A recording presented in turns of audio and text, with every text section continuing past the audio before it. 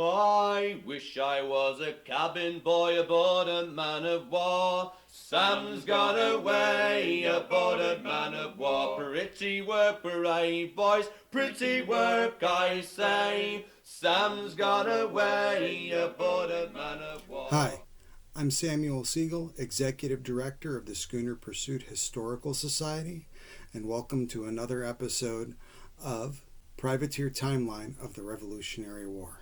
Welcome to Part 3, which deals with April of 1778 through April of 1779. Now let's get to it.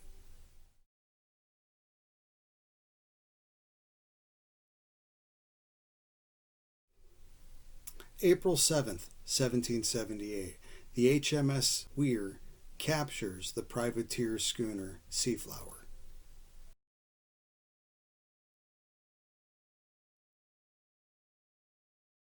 April 19th, 1778, the Connecticut privateer Lion, along with two of her captured prizes, are defeated by the HMS Mermaid.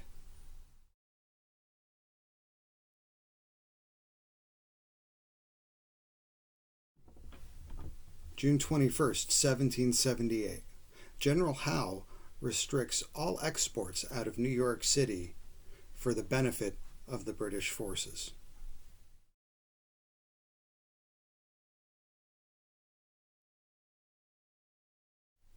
July 8th, 1778, the privateer vessel Polly is defeated by the HMS Ostrich and HMS Lowestoft's prize.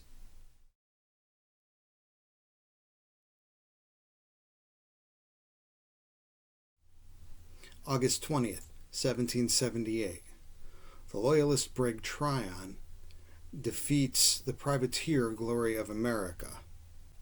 On that same day, the Loyalist brig Recovery is captured by an unknown American privateer.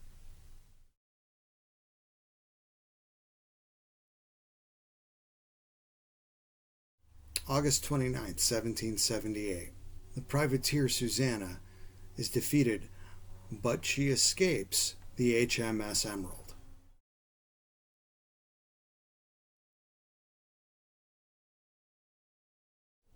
September 6, 1778, the Loyalist sloop Active is captured by pressed sailor Captain Olmsted via a mutiny action.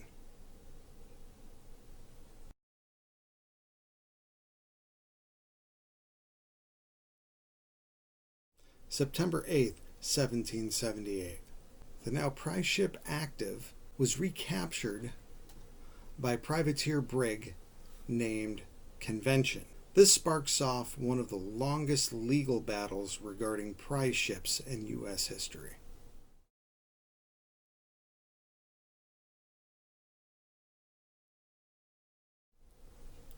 October 6, 1778, the Battle of Chestnut Neck, New Jersey. British troops destroy the privateer port, and this sets up for what happens a week or so later.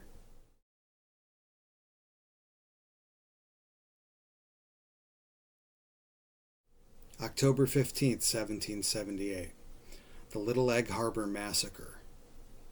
The British kill 50 men while they slept.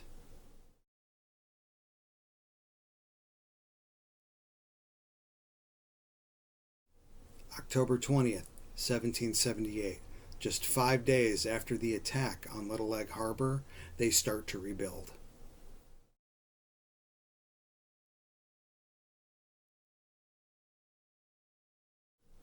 November 2nd, 1778, the New York Gazette and the Mercury Weekly report the resumption of activity by Egg Harbor privateers.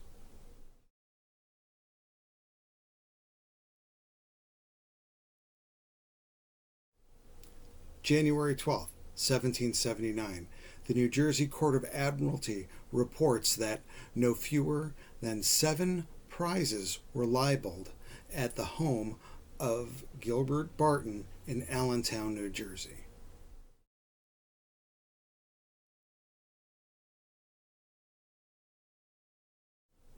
February 8th, 1779. The Loyalist sloop Fancy and the schooner Hope were taken to Little Egg Harbor as prizes.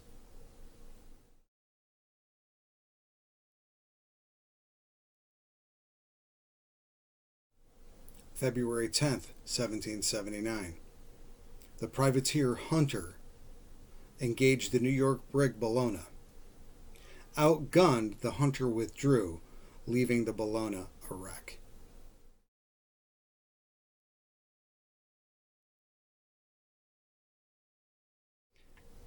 April of 1779.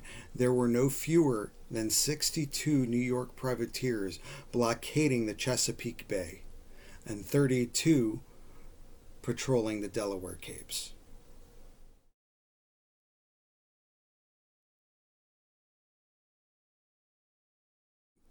April 10th, 1779. Dr. Franklin issues a notice to all captains of armed vessels that Captain Cook has been granted a special diplomatic passport due to his discoveries abroad. Unfortunately, news of his death did not reach Franklin or others till much later.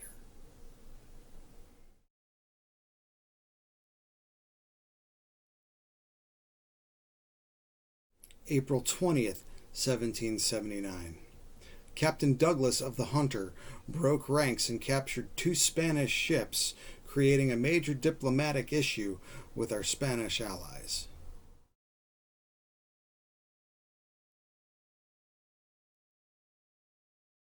Between the dates of April 8th and May 1st of 1779, no fewer than 49 prizes were brought to New York City by Loyalist ships.